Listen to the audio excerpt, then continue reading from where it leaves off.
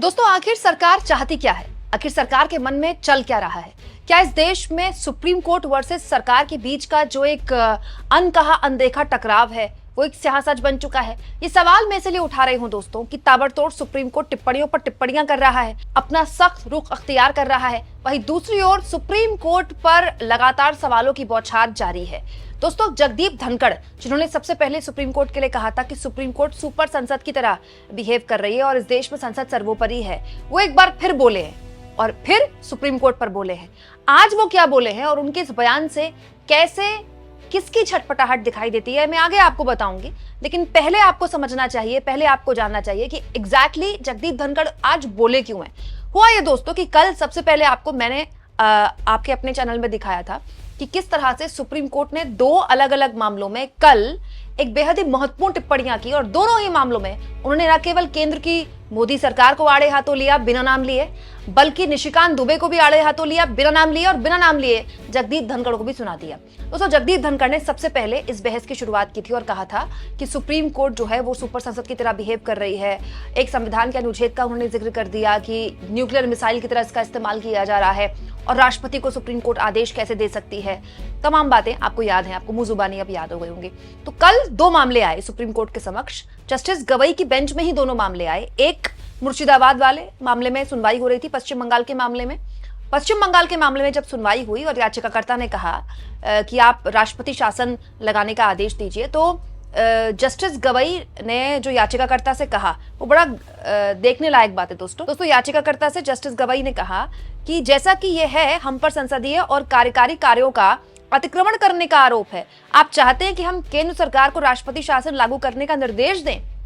मतलब ये एक तरह से टिप्पणी कर रहे थे सुप्रीम कोर्ट के जज कि हम पर तो पहले से ही आरोप है कि हम कार्यकारी कामों में हस्तक्षेप करते हैं और हम संसदीय कामों में हस्तक्षेप करते हैं। तो इसके बाद जस्टिस गवई ने कहा कि आप ये चाहते हैं कि हम केंद्र सरकार को आदेश दें कि राष्ट्रपति शासन लगाएं वो पश्चिम बंगाल में। दोस्तों, ये टिप्पणी अपने आप में महत्वपूर्ण थी। शाम होते होते एक और मामला आ गया।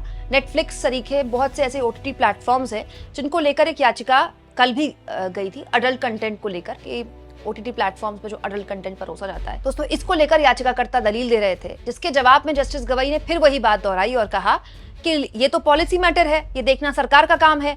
आप चाहते हैं कि कोर्ट इसमें दखल दे, हम कैसे करें? हमारी तो आलोचना हो रही है कि सुप्रीम कोर्ट विधायिका और कार्यपालिका के अधिकार क्षेत्र में दखल दे रहा है।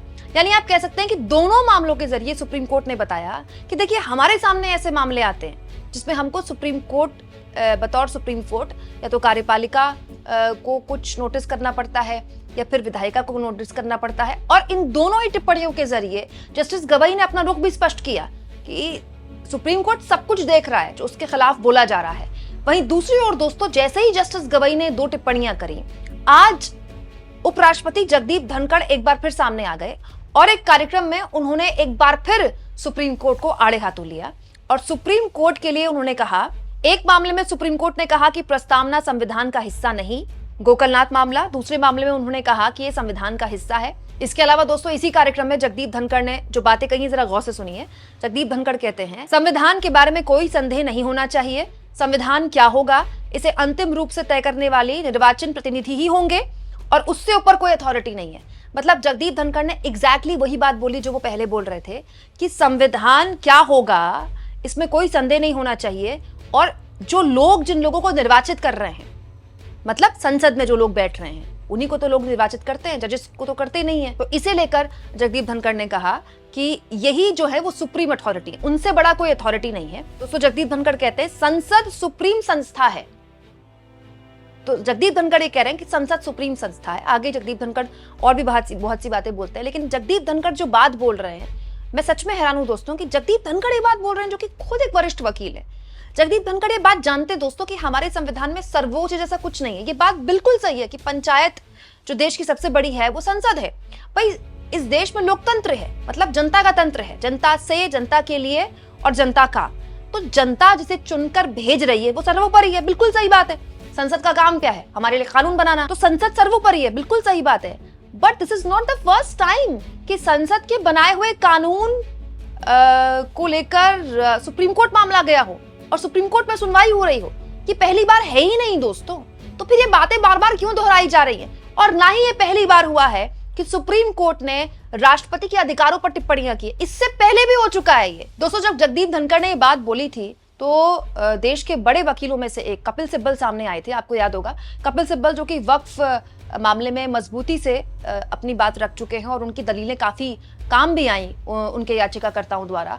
उन्होंने जगदीप धनखड़ को जवाब देते हुए कहा था कि वो हैरान है कि जगदीप धनखड़ ऐसी बात क्यों बोल रहे हैं, जबकि वो जानते हैं कि हमारे देश में चाहे वो राज्यपाल हो चाहे वो राष्ट्रपति हो, उसके पास अपने कोई अधिकार नहीं है। राज्यपाल, विधानसभा और खास तौर पर जो राज्य की कैबिनेट होती है उसके सुझाव में चलता है, और जो राष्ट्रपति हैं वो जो देश की कैबिनेट है, जैसे सरकार की जो कैबिनेट है, केंद्रीय कैबिनेट, उसके सुझाव पर चलते हैं। ये तो बात बिल्कुल स्पष्ट है दोस्तों। और यही वजह है दोस्तों कि हमारा देश कभी बनाना रिपब्लिक नहीं बना, मतलब पाकिस्तान टाइप का माहौल नहीं है ना हमारे यहाँ कि सुप्रीम कोर्ट अलग चल रहा है, देश की सरकार को कोई पूछ नहीं रहा है और सेना अध्यक्ष जो है वो रैलियों को संबोधित कर रहे हैं। हमारे यहाँ तो ऐसा नहीं है। हमारे यहाँ सबकी जिम्मेदारियां बटी हुई हैं, सबकी अधिकार बटे हुए हैं, लेकिन एक चेक एंड बैलेंस का है हमारे देश में। चेक एंड बैलेंस का बड़ा शानदार बैलेंस है जो ब्रिटेन की संसद में भी नहीं है। चेक एंड बैलेंस कैसे है कि अगर जनता द्वारा चुने गए प्रतिनिधि भी कभी कोई गलती कर दे, क्योंकि दोस्तों संसद में तो वही होगा ना जो बहुमत, जिसके पास बहुमत होगा, तो ये भी तो हो सकता है कि कभी संसद भी गलती कर दे, तो उसका एक चेक एंड बैलेंस रहे। चेक एंड बैलेंस कैसे रहे?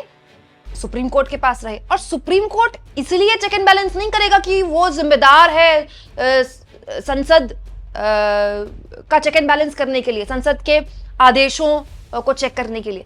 सुप्रीम कोर्ट ये इसीलिए करेगा क्योंकि संविधान ने सुप्रीम कोर्ट को यह अधिकार दिया है कि देश का कोई भी नागरिक अगर उसे ये लगता है कि किसी भी तरह से उसके जो मौलिक अधिकार हैं जो संविधान ने उसको दिए हैं, उन अधिकारों का हनन हो रहा है, तो वो सुप्रीम कोर्ट जा सकता है।